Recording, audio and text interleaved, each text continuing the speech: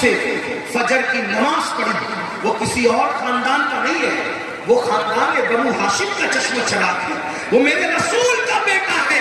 ارے ایسا بیٹا کہ 108 علوم و فنون کا ماہر مجدد جب سنہری جالیوں کے سامنے جاتا ہے تو فتاوی نظریہ لے کر نہیں جاتا، ہدایت کے بخشش لے کے نہیں جاتا، علم نملونا لے کے نہیں جاتا، سبجت الزکیہ لے کے نہیں جاتا، اپنا عمل لے کے نہیں جاتا، بلکہ وہ نبی کے ایسے بیٹے کو لے جاتا ہے جس نے 40 سال تک عشاء کے وضو سے فجر پڑھی، اور یہی مجدد مقامیت نازیہ کہتے ہیں تیری سرکار میں لاتا ہے رضا اس کو شفیع جو تیرا غوث و لاڈلا بیٹا تیرا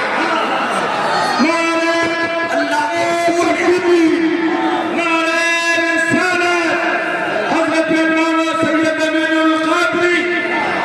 اللہ کے رسول نے اپنے گھر والوں سے فرمایا، نبی کے گھر والوں میں آپ دیکھیں امام زین العابدین، ان کا نام زین العابدین نہیں ہے، کیا نام ہے ان کا؟ ان کا نام ہے علی ابن حسین۔ کیا نام ہے؟ امام زین العابدین کا نام کیا ہے؟ زین العابدین نام نہیں، یہ لقب ہے۔ تو یہ زین العابدین لقب کیسے پڑا؟ زین العابدین کا مطلب ہوتا ہے عابدوں کی زینت۔ اتنی عبادت کی کہ عبادت کرتے کرتے لوگوں نے کہا یہ صرف عابد نہیں بلکہ عابدوں کی زینت ہے۔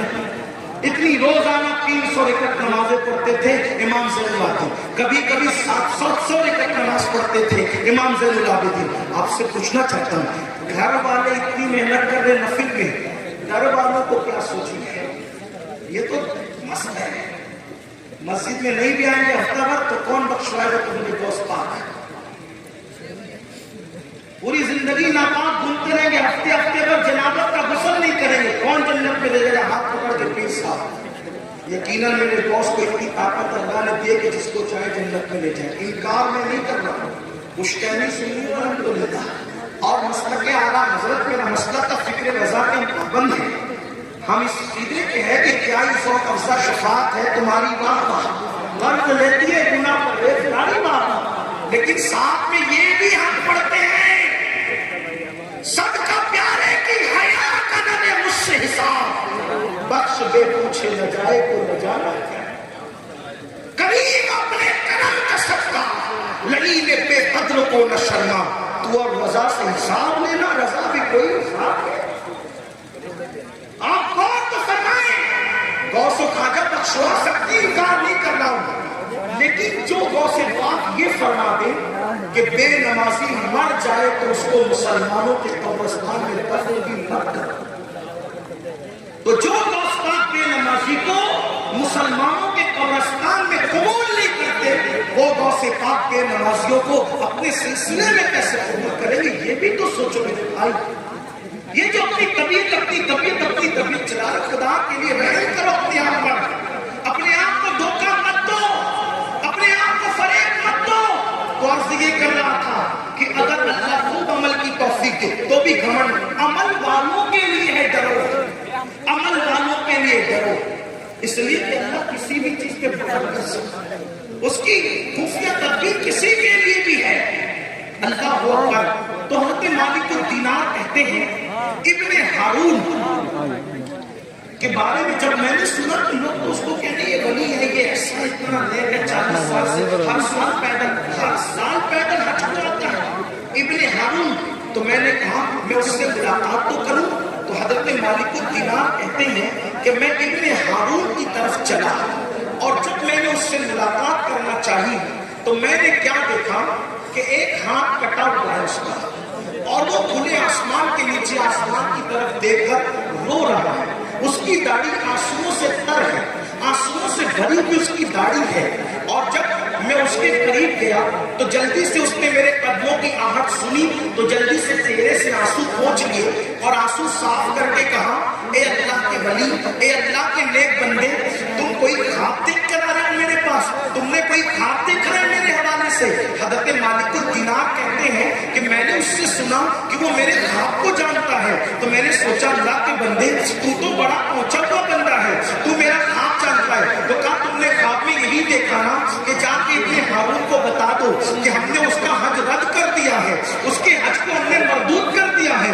حضرت مالک الدینار اور پریشان ہوئے، یا اللہ یہ تو میرا خواب بھی جانتا ہے اور میرے خواب کا مضمون بھی جانتا ہے۔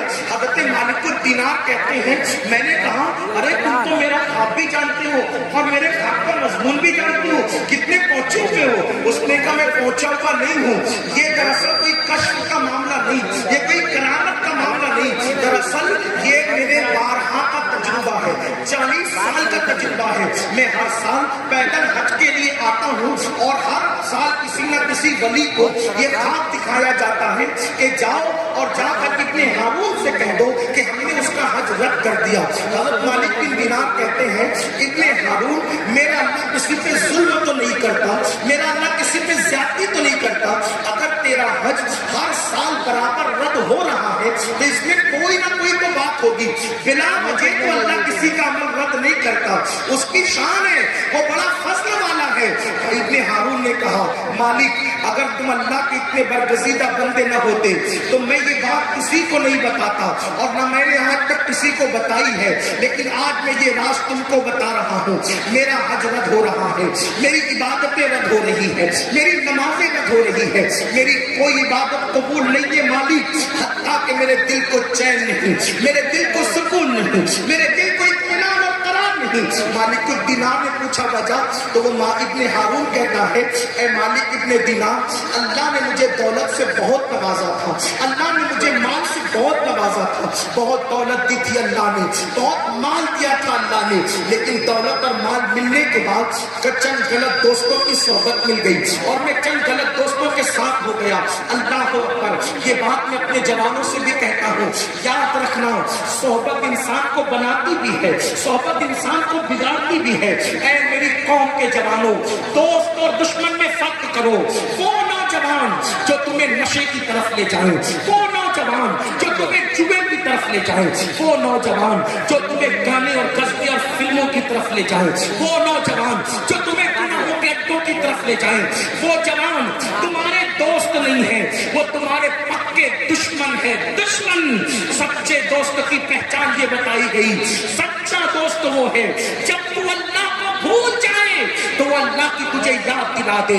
گناہوں کے اڈوں کی طرف لے جانے والا تمہارا دوست نہیں ہو سکتا، وہ دشمن ہے۔ بہت سارے نشہ کرنے والے جوان میرے پاس آئے تو میں نے پوچھا پہلی بار نشہ کب کیا تھا؟ وہ کہا حضرت میرے دوستوں نے کہا تھا تیری ماں کی قسم شراب پی لے، کسی نے کہا تیرے باپ کی قسم شراب پی لے، تیرے اکلوتے بچے کی قسم شراب پی لے، تیری بیوی کی قسم شراب پی لے۔ تب سے میں لوگوں سے کہتا ہوں اے میری قوم کے جوانوں، یاد رکھنا پہلی بات تو نشہ کرنے والوں کے ساتھ مت بیٹھنا، کیونکہ اللہ کے رسول فرماتے ہیں جو نشہ کرنے والوں کے ساتھ بیٹھے گا وہ قیامت کے دن اندھا اٹھایا جائے گا، اس کو قیامت کے دن اندھا اٹھایا جائے گا۔ اس حدیث کو فقیہ ابو اللیث سمرقندی نے اپنی کتاب میں لکھا ہے کہ نشہ کرنے والوں کے ساتھ جو بیٹھے وہ قیامت کے دن اندھا اٹھایا جائے گا۔ صرف بیٹھنے والا اندھا اٹھے گا، جو نشہ کرتے ان کا انجام کیا ہوگا، نشہ کرنے والوں کا حال کیا ہوگا۔ اللہ اکبر، سن لو، پہلی بات تو ان سے ان کی صحبت نہ رکھو، ان سے تعلق نہ رکھو، ان سے دوستی نہ رکھو، اور اگر کوئی یہ کہہ دے تیری ماں کی قسم، تیرے باپ کی قسم، تیرے بھائی کی قسم، تیری بیوی کی قسم، تیری بیٹی کی قسم، میں آپ کو حوصلہ دے رہا ہوں، اگر کوئی اللہ کی قسم بھی دے کر تمہیں شراب پی جائے تو تمہیں شراب پینے کی ضرورت نہیں، اگر تمہیں کوئی قرآن کی قسم دے کر بھی شراب پلائے تو تمہیں نشہ کرنے کی ضرورت نہیں۔ یاد رکھنا یہ ساری قسم کا اعتبار، اللہ کے قرآن کی قسم کی عظمت اپنی جگہ حق ہے، لیکن گناہ میں ان قسموں کا استعمال نہیں کیا جا سکتا، اور اگر گناہ کرانے کے لیے کوئی قسم دے تو اس کی قسم مانی نہیں جائے گی، اس کی قسم نہیں مانی جائے گی۔ یاد رکھنا، اس کا بہت خیال کرنا۔ اللہ اکبر، تو وہ کہتا ہے مالک الدینار سے اے مالک، جب میں دوستوں کے ساتھ، مالدار دوستوں کے ساتھ ہو گیا، غلط دوست تھے، انہوں نے مجھے شراب کا عادی بنا دیا، نشے کا عادی पागल बना दिया। मैं अपनी माँ से छुप छुप कर शराब पीता रहा। मेरी वफादार बीवी को पता था कि मैं नशा करता हूँ, लेकिन उसने वफा की वजह से ये राज किसी को नहीं बताया। हत्ता कि मेरी माँ से छुप छुप कर मैं नशा करता रहा, शराब पीता रहा। फिर आखिर एक दिन शाबानुल मुअज्जम की आखिरी तारीख थी, शाबान की आखिरी तारीख थी। मैं नशे के लिए गया दोस्तों के साथ, और उस दिन इतना नशा किया, आइंदा दिन चूंकि रमजान शरीफ आने वाला, इतना नशा किया कि नशे में धुत हो गया, और दिन किधर गुजरा पता भी नहीं चला। शाम को डोलते हुए लड़खड़ाते हुए घर की तरफ आया तो रमजानुल मुबारक का चांद नजर आ चुका था। मेरी माँ मेरा इंतजार कर रही थी। जैसे ही मैं दरवाजे पर आया, पहली बार मेरी माँ ने मुझे नशे की हालत में देखा तो माँ को गुस्सा आया। उसने कहा, बदबख्त, कमबख्त, तू रमजान शरीफ की पहली शब में नशा करके आया है। और माँ को गुस्सा था, क्योंकि मैं माँ का बड़ा फर्माबरदार बेटा था। माँ की कोई बात मैंने कभी नहीं टाली थी, लेकिन उस दिन मैं नशे में था। माँ ने गुस्से से तमाचा मुझे मारा। माँ का एक तमाचा मारना था, मैं नशे में था, होश में नहीं था, शैतान के हाथों की कठपुतली बन गया। माँ ने जब मुझे एक तमाचा मारा तो पलट कर मैंने भी अपनी माँ को तमाचा मारा। और सिर्फ तमाचा नहीं मारा, बल्कि मारता गया। बूढ़ी माँ को मैं मारने लगा, और तंदूर जल रहा था, चूल्हा जल रहा था। मैंने बूढ़ी माँ को उठाया और उठाकर हालते नशा में जलते हुए तंदूर के अंदर फेंक दिया। मैंने अपनी माँ को जलते हुए तंदूर में फेंक दिया। अल्लाह अकबर। और फिर उसके बाद क्या हुआ मुझे कुछ नहीं पता। जब सुबह हुई तो मैंने नशा खत्म होने के बाद अपनी फर्माबरदार बीवी को आवाज लगाई। बीवी ने तल्ख लहजे में कहा, बदबख्त, क्या बात है? मैंने उठ के कहा कि तू मुझे बदबख्त कह रही है। कहा, मैं तो मुंतज़िर थी तेरे नशे के खात्मे के लिए, वरना मैं रात ही को घर छोड़कर चली जाती। जो अपनी माँ का न हुआ वो मेरा क्या हो सकता है? मैं तेरे साथ नहीं रह सकती इब्ने हारून। मैंने पलट कर कहा, माँ को क्या हुआ? मेरा नशा उतर चुका था। मैंने कहा, माँ को क्या हुआ? तो कहा, देख तूने माँ को कत्ल कर दिया। मैंने देखा मेरी माँ जली हुई रोटी की तरह, कोयले की तरह जलकर मुर्दा पड़ी थी। मैंने घबरा कर कहा, माँ को क्या हुआ? तो मेरी बीवी ने पूरी दास्तान बताई कि तूने हालत नशा में अपनी माँ को कत्ल कर दिया है। उस दिन मुझे एहसास हुआ, इब्ने हारून तूने क्या कर दिया? इब्ने हारून तूने क्या कर दिया? लेकिन कहने वाले ने कहा है, पछतावे से का होगा जब चिड़िया चुग गई खेत। ऐ मेरी कौम के जवानों, मैं तुम्हारे हाथ जोड़कर तुम्हारे सामने कहता हूँ, खुदा के लिए कभी नशे के करीब मत जाना। इब्ने हारून ने तो अपनी माँ को कत्ल किया, तुम भी अपने माँ बाप के कातिल बन सकते हो। कैसे? इब्ने हारून ने तो आग में डाल करके माँ को एक ही वक्त में जला दिया।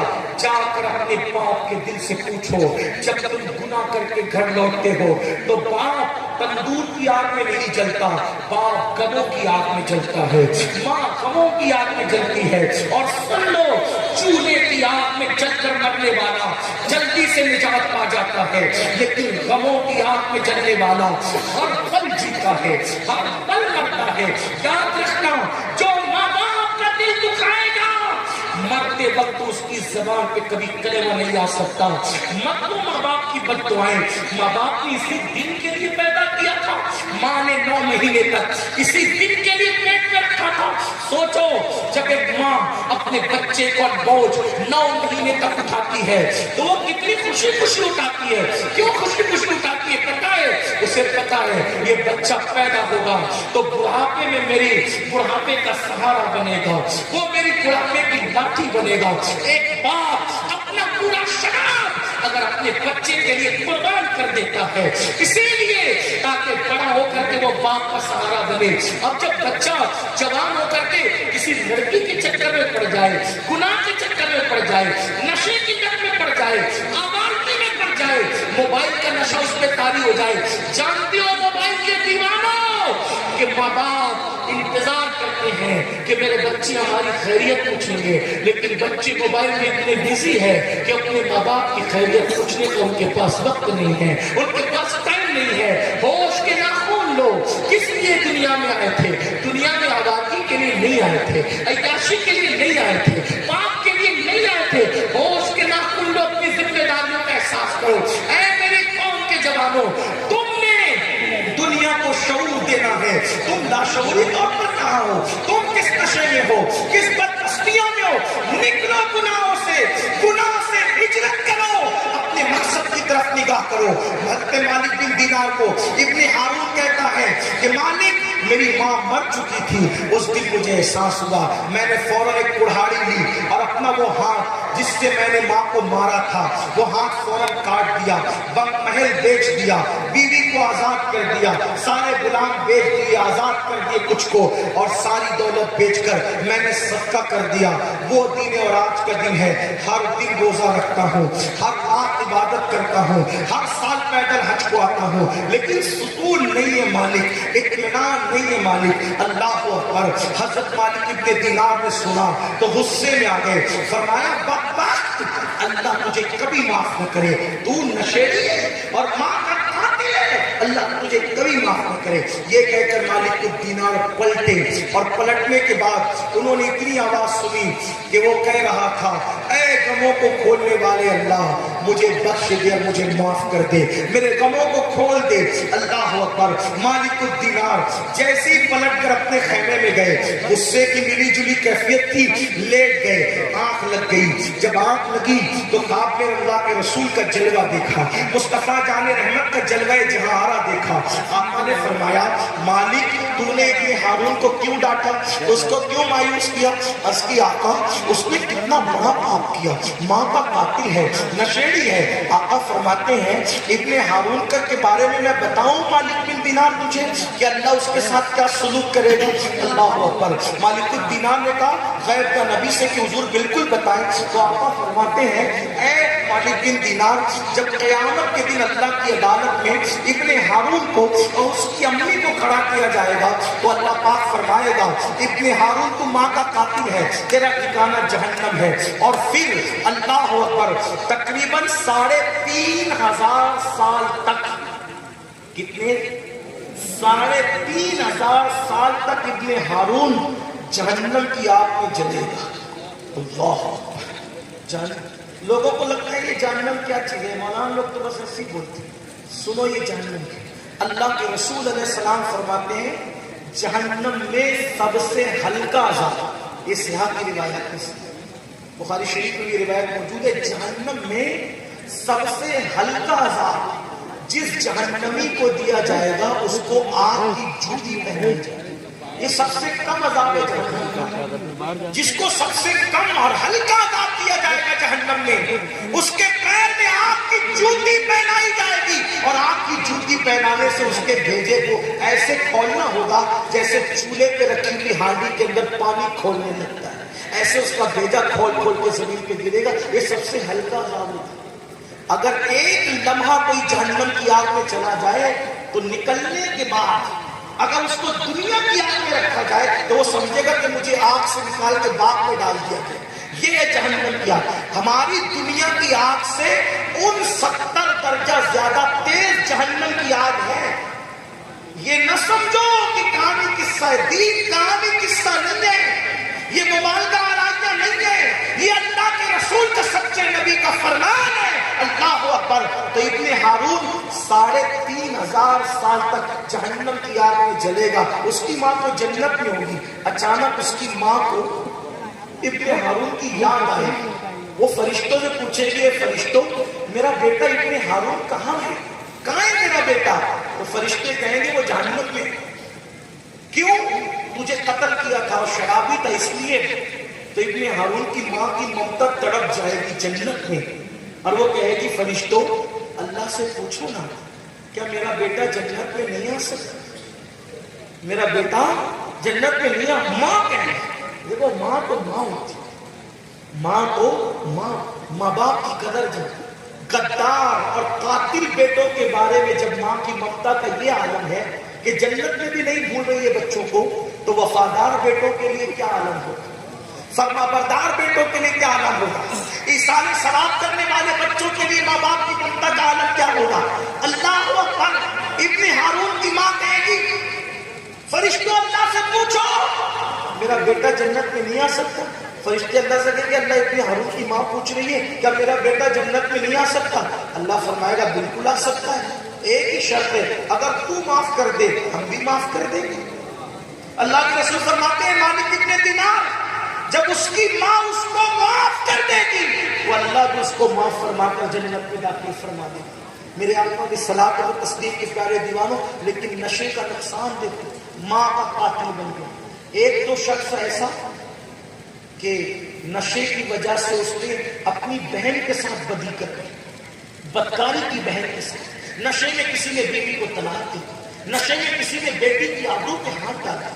نشے کا بائیکاٹ کرنا، نشہ پھیپڑوں کو کھانا، نشے کی وجہ سے بیماریاں ہوئی، اور ہمارے سماج میں نشے کو سستا کر کے لوگ بیچ رہے ہیں کہ کسی طرح ہمارے جوان نشے میں مبتلا ہو۔